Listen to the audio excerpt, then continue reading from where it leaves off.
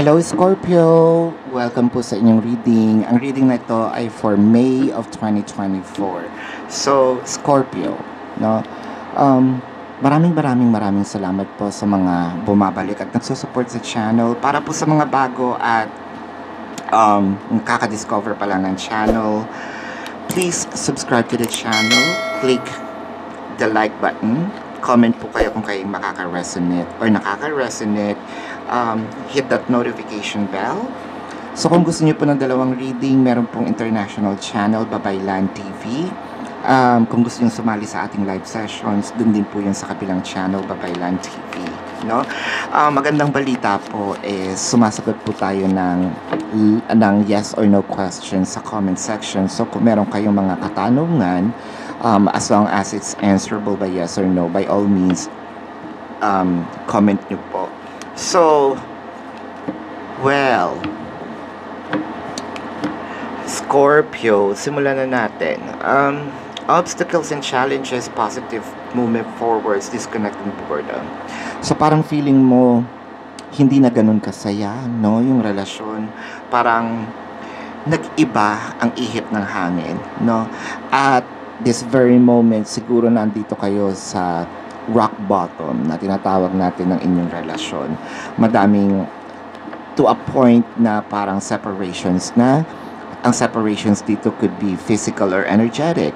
Physical, literal, yung tao or kayong dalawa is magkalayo, no? Ng tinitirhan, ng lugar as of the moment. It doesn't matter kung sa kabilang bahay lang, kabilang kalye, sa probinsya, sa ibang bansa, no? Energetic separations, ito yung mga hindi nag-uusap, no? Although magkasama kayo sa bahay, hindi nag-uusap, naka-block, yan. Kumbaga, hindi, parang yung takbo is, ang lungkot for now, no? Parang ang down ng situation nyo with the Seven of Pentacles, the Ten of Wands, the Judgment. So, ang nakikita ko dito, parang yung bigat sa shoulder ninyo is parang okay lang muna ito. Parang kinakaya mo na hindi, pero ito yung nakakabuti, no? Para mabalanse ang lahat. Nakakakita ko ng mga pag-aantay. So, I feel like itong separations na to, ito na yung parang pinakamatagal na separations ninyo, kaya ganun na lang din. So, yung longevity naman ng separations, hindi yan talaga nakukuha sa binilang na taon, no? Baka ito na yung pinakamatagal na 24 oras na magkagalit kayo, 3 araw, 1 linggo, or talagang taon, no? Parang ito na yung parang pinaka-challenges, yung tugatog pa ng separation. Ayan, Two of Swords, kakalabas lang. So, sa'yo, medyo, ang ginagawa mo dito is may pagtikis, no? Tinitikis mo yung tao, pero hindi mo iniwan talaga, no? Kumbaga nakasubaybay ka, nakamasid ka. I'm seeing angel number 333. So, i-comment ko po sa baba kung ano sa comment section kung ano ang meaning ng angel number 333. Pakitignan na lang po, no? Actually maganda yung balitang 333 with the 3 of Wands as well. Kita mo, I think, no, nakakakita ko dito na parang siguro mahilig kayo sa dagat or any bodies of water, no? The 5 of Swords, the Tower, and the Justice. So, alam mo na someday, one day, na magkakaayos pa rin kayo, na magkakabalikan kayo. Kumbaga nasa iyo yung call, no? Kung kailan kayo magbabate. Inaantay mo lang siguro yung pagbabago. Inaantay mo lang yung magaganap na sana maayos, no? Inaantay mo lang yung tamang panahon na kung sa tingin mong makukuha. Meron ditong kasal or papunta na kayo sa kasal. With the Queen of Cups, so malaki yung panghihinayang kasi nakita mo na yung future mo sa kanya. Nakita mo na dun yung parang, eto na siguro yung tao na pakakasalan ko or ito na yung taong sasamahan, makakasama ko habang buhay, no? Maganda yung banter kasi ng relasyon ninyo kasi nung una, maayos naman.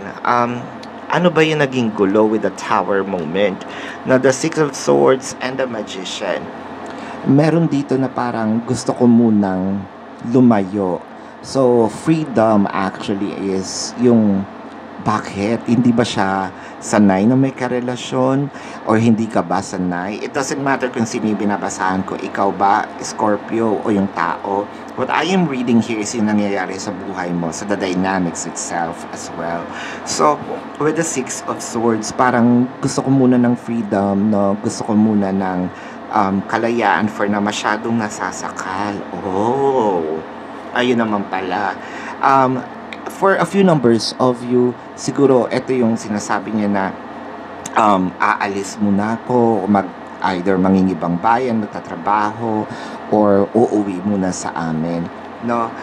Yun yung naging parang source ng kung bakit medyo down ang ating pakiramdam ngayon. With a Queen of Swords in here, the Page of Pentacles, and the King of Cups. Kung hindi man niya ito nasabi, no? Or kung hindi mo man ito nasabi, no? Pero parang pinapakita mo naman na, or pinapakita niya na ayoko muna. So, parang feeling ko meron na nag-get mo yung point kasi yun din yung ginagawa mo. So parang also you're giving the person a taste of their own medicine. So parang kung gusto mo bumalik, ikaw bumalik kasi ikaw ang umalis, di ba? Nandito lang naman ako, pero hindi na para suyuin ka, no? Hindi na ako yung taong nakilala mo, nahahabulin ka, no? Nakikita ko naman is inaantay niya kung gagawin mo. Kasi tapos ngayon nung hindi mo ginagawa, medyo parang nakikita niya dito, galit ba siya? Baliw ba to? Kasi nagpapahabol nung hindi mo hinabol, may mga iniisip siyang galit ba siya? Ayaw mo nga, pag hinabol ka naman, ayaw mo naman ang hinahabol, di ba? So parang magulo kung nasaan siya ngayon. So parang hindi stable din yung kanya mga decision sa buhay, no? I think hindi pa siya ganun kaseryoso for now, or either nung papalapit na, pag napag-uusapan nitong kasal, medyo nawawala, no? So parang lumalamlam ang relasyon ninyong dalawa. For now, ha? Ang nakikita ko, to a point na naiinis ka na rin, kaya bakit kita hahabulin, di ba? Ang sayo is tulad ng sinabi ko, kung aalis ka, umalis ka, kung ikaw ang babalik. Ikaw ang bumalik kasi ikaw ang umalis, di ba? So tingnan natin ang zodiac signs ng taong mahal mo. So I'm seeing here water placement, so Cancer, Scorpio, Pisces, no? Taurus, baka kapwa Scorpio, no? I'm seeing Leo, ayan. Sagittarius, Libra. Yeah, yun. So this is your reading for now, Scorpio. And again, maraming salamat po sa mga bumabalik at nagsusupport ng channel. Sa mga bago po, nakaka-discover pa lang, don't forget to click the subscribe button, smash the like button, and comment below kung kayo nakaka-resonate. Let me know sa comment section. And kung gusto niyo sumali sa ating live session sa kabilang channel, no? Kung gusto niyo dalawang reading sa kabilang channel din po, Babaylan TV, Love and Light. Namaste. See you po sa susunod na reading. Goodbye.